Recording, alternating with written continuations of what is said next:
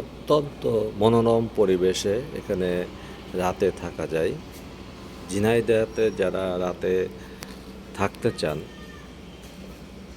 তাদের জন্য এটা একটা অপূর্ব স্থান। সম্পূর্ণ প্রাকৃতিক পরিবেশ, সাথেই সুন্দর নদী।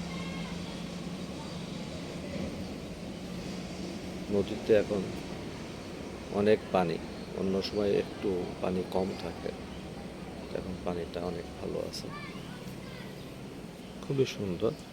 এটা জায়গার নাম হচ্ছে 8 ফাউন্ডেশন